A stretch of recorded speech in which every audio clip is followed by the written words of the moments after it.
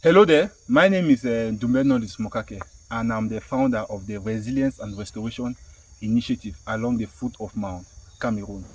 It is a project that is under our youth-led initiative known as Center for Agricultural Stewardship and Development.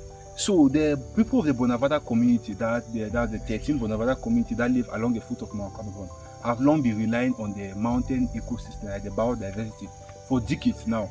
This has led to them depleting the ecosystem, carrying out hunting, timber exploitation in the forest, and all the likes for decades. So the ongoing civil unrest in Cameroon, which started in 2016, exacerbated the issue as internally displaced persons found themselves in here, and they had to rely on the forest for either farming or to depend, and their husband becomes a timber exploiter in the community. So our resilience and restoration project try to solve an initiative in the Bonavada community whereby we train these women and youth to become sustainable inhabitants in the community. So our project works in line with youth, and we try to restore the Mount Cameroon biodiversity, which is a rich biodiversity, which has large forests and has fertile soil bed for over the likes now, for over decades now. The soil has been degrading, forests, they are degrading the forest, as well as water sources, streams, seasonal streams in our community have dried up. So we are now left with just some seasonal streams whereby women, internally displaced persons, move from distant and nearby community just to carry fresh water back home. This landscape is more than land to us. It is our future, it is our hope, as it is like a livelihood to us, the people of the Bonavada community. It is our source of income, it is our food system as well.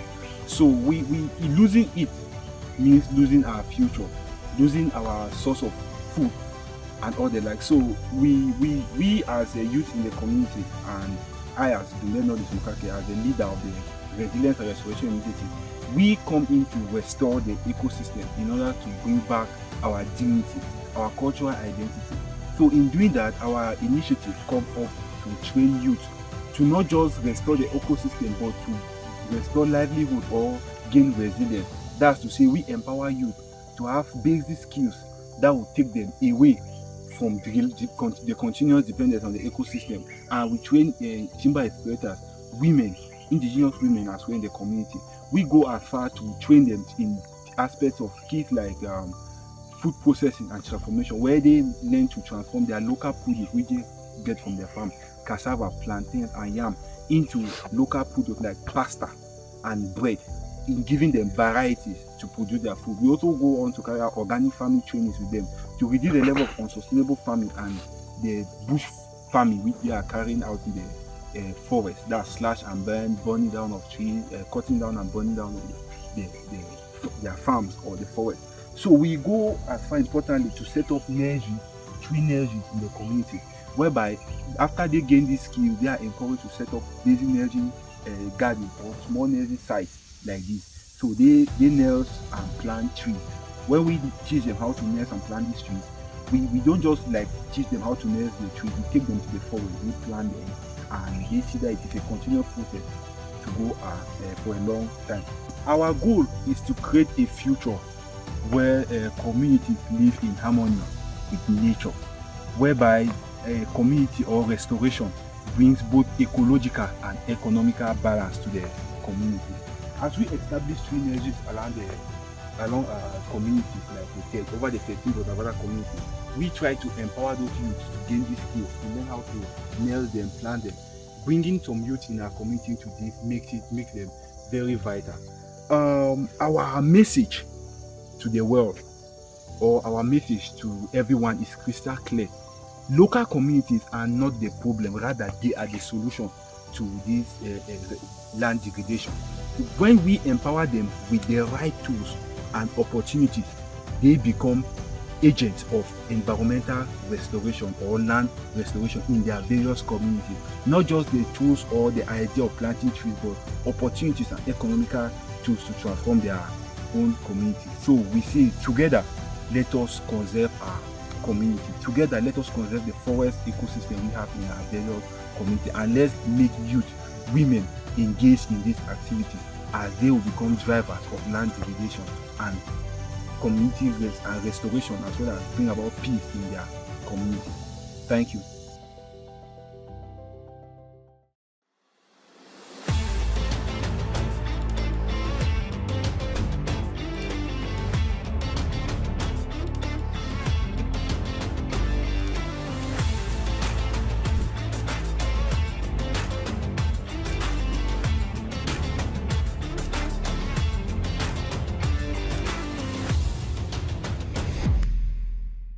The Mwanza landscape in Tanzania, Lake Port region, is a fertile rangeland home to our both agro-pastoristic and pastoristic communities, rich in biodiversity, forest, and the crops that feeds us all, especially maize and cassava.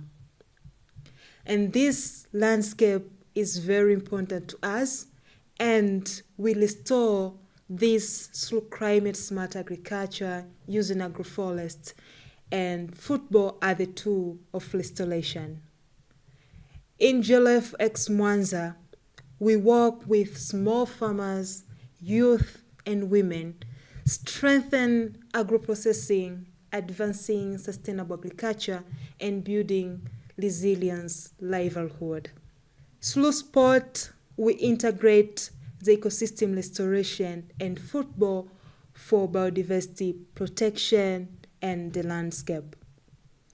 Agro-pastoristic and pastoristic systems are the backbone of our landscape. Livestock provide natural manure that enrich the soil, protects our land, and supports sustainable food production without harmful chemicals. This is the message from Mwanza Landscape, basing on restoration. First, restoration have to be inclusive and local, that empower the community and of course benefit the land and the livelihood. My name is Barbina Andrew, GLFx Mwanza Coordinator and Executive Director of Nourish Africa from Tanzania.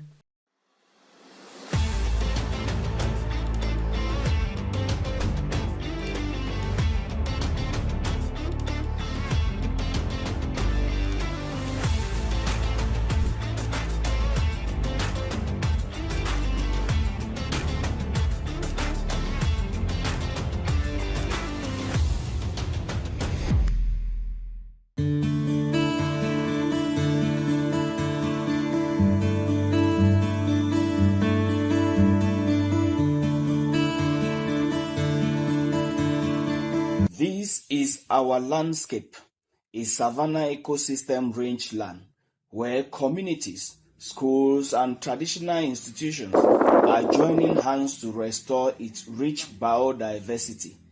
This is more than restoration. It is resilience, culture, and hope woven together. Young people are at the center of this story. Through hands-on training in vegetative propagation, they learn how to multiply life from a single stem, divide cells, transplant tissues, and how to nurture seedlings into thriving trees, and how to carry forward the knowledge that will sustain future generations. Each youth trained is a seed of resilience planted in the soil of tomorrow. In schools, gardens are springing up as living classrooms. Here, pupils and students discover the science of restoration, the joy of growing food, and the responsibility of caring for the earth. These gardens nourish both minds and bodies, instilling values of stewardship that will last a lifetime. Across villages, traditional rulers, women, youth, and elders are mobilized to restore water sources and protect sacred forests. These places are more than ecological treasures. They are cultural sanctuaries, vital for biodiversity, water security, and spiritual heritage. In fact, the They are the GDP of the poor, yet have been facing extinction. By restoring them, communities safeguard food, nature and tradition, ensuring the river flows. We are very grateful because we are already undertaking a project. I, the head teacher of CSB Ishua, I'm very, very grateful for what has been brought to us this morning in our school. I want to thank the youth organization for the gesture that they have done to GSA. Reforestation of natural forest in Binka. We have a natural forest here. This quarter is called Matutu. So we started the reforestation last year at the Binka mountain forest, make of mountain, where we planted almost 15,000 trees, natural trees. So we have to attack some of these forests that are found inside the village. Like here, we have a natural forest inside the village in this quarter called Matutu. This is a residential area, but we have a natural environment, which is one of the important physical features. So most of these forests were used like holy groves. Those our shrines, our forefathers, they preserved it for other rituals that they used to believe in. So right today, it has been forbidden for any other activities to destroy the forest. So And forests thrive for generations to come. Dialogue is at the heart of our restoration activities. Village leaders, youth, women, elected local officials, and traditional rulers gather to share ideas on the importance of sacred forests. These conversations bridge generation, blending traditional wisdom with modern approach. They remind us that restoration is not only about trees, it is about identity, culture, and unity. And traditional institutions unite, restoration becomes our collective answer to the challenge of today.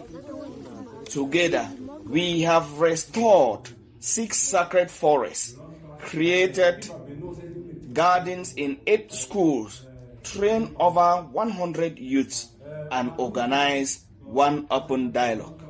In GLFx in Kambe, when communities, schools, you grow up, you see am, you see harvest am. Second for you, if you talk about biodiversity conservation, when we talk say biodiversity conservation, it means say we get plants, we get animals, and other. with GLFx, Melon Foundation, and Heritage Management Organization, we are building resilience at the community level. Thank Global Landscape Group. Thanks for your support. This will realize this production.